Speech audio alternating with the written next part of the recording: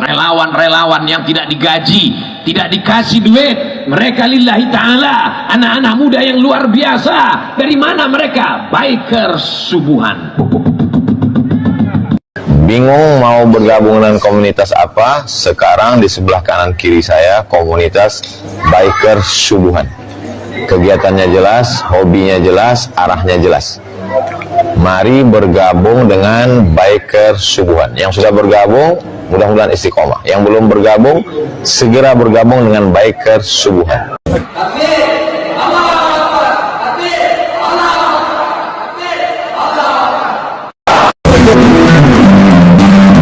Ini keren Gus. Jadi kalau gitu ada statement gini Gus, bahwa kita ini hidup hanya untuk belajar melepaskan. Oke. Ya. Sementara dalam tanda petik kalau kita bicara ujian lah atau godaan hidup adalah getting atau mendapatkan, mencengkeram, menggenggam, meraih dan seterusnya gitu kira-kira.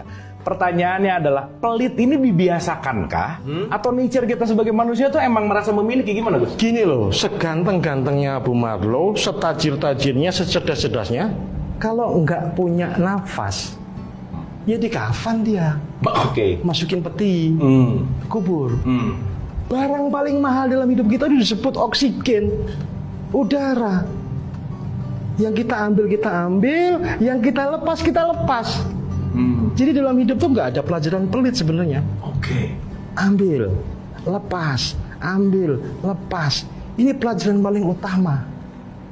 Terima kasihlah kamu. Terima kasih. Oke. Ya, terima kasih. Jangan, kalau kamu udara, oksigen mau kamu miliki, kamu pelit pada orang lain. Oh, asam lambung kena tuh. Kembung gitu dia. Masuk terus gak ada yang keluar gitu. Jadi justru kita bisa hidup karena ada yang melepaskan. Ada yang melepaskan. Oke. Maka jangan pernah berperilaku pelit, berperilaku menguasai sesuatu hal. Lepaskan. Kita disebut saudara karena kita seudara. Nafasku menyatu loh. Maka aku tidak akan pernah tega kepadamu. Udara yang ku ambil, ku lepaskan, kamu hirup, ambil, lepaskan. Kita saling berbagi di situ. Nah, maka aku tidak akan pernah tega, tidak pernah akan menguasai segala sesuatu yang sebenarnya adalah hak kamu. Nah, agama mengajarkan berbagai turunan dari pemberian-pemberian itu. Zakat, infak, sedekah, ya, wakaf, hadiah, hibah, dan seterusnya. Itu untuk apa? Untuk berlatih. Sebagian dari rezekimu nafkahkanlah. Itu latihan sebenarnya. Cuman seringkali orang-orang yang pintar matematika tapi kurang belajar matematika meletakkan itu sebagai pengeluaran. 100% keluar 2,5%. Atau jangan terlalu banyak memberilah, kita perlu begini kan pengeluaran. Bukan, itu pemasukan.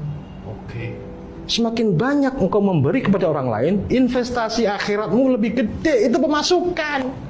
Dalam wujud yang tidak bisa kamu nominalkan, itu value.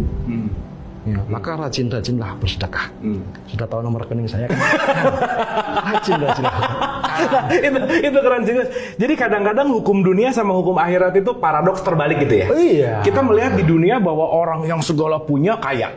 Padahal ketika tadi Gus Chan bilang bahwa itu adalah investasi, jangan-jangan lupa bahwa ketika kita bersedekah kita lagi berinvestasi untuk akhirat, gitu ya poinnya. Nah, pertanyaan hitung-hitungannya Gus. Kadang-kadang kan ya 2,5%, 10%. Ngerasa 2,5% tuh udah wah luar biasa gitu. Gimana tuh supaya kita benar-benar ikhlas, Gus? Ya. Jangan menyangka apa yang sudah kamu pegang itu milikmu. Belum tentu. Ya. Itu orang-orang yang tadi panitianya ini menyediakan uangnya untuk membeli makanan minuman kita, apakah mereka makan dan minum? Belum tentu juga. Ternyata mereka bekerja untuk memberi makan minum kita. Jadi apa yang sudah sampai pada tangan kita itu belum tentu milik kita. Harus dicek ulang. Maka ketika kita makan dan minum selalu harus menyebut nama Tuhan, ya, yang Maha Pengasih lagi Maha Penyayang, karena ada peristiwa panjang di situ. Ada keajaiban terus-menerus. Secangkir kopi ini peristiwa luar biasa melibatkan jutaan manusia.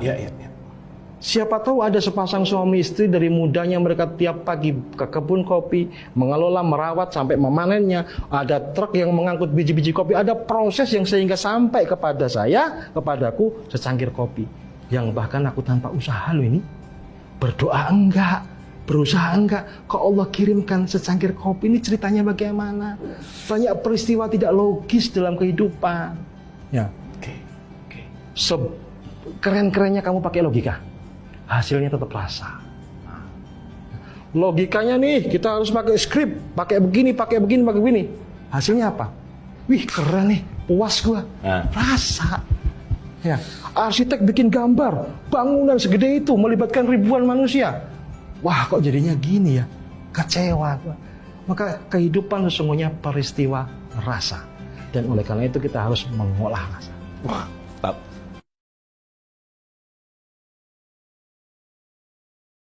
الله ربي والإسلام ديني ومحمدا رسول الله